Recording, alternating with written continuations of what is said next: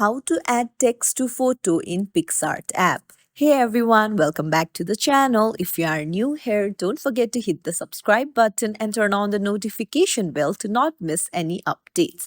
So it's really simple to add text to your photo on PicsArt. I'll show you how. Let's dive right in. Open up your PicsArt app.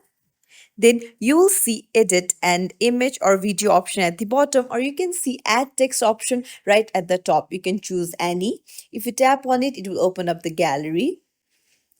So once you have chosen the image, you just need to type whatever you want to, and then just hit tick at the top right and just place the text anywhere. You can even change the color according to your wish, and then you can even change the font and the style as well.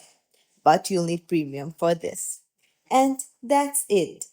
If you found this tutorial helpful, don't forget to like and subscribe to our channel for more tips and tricks. Thank you for watching.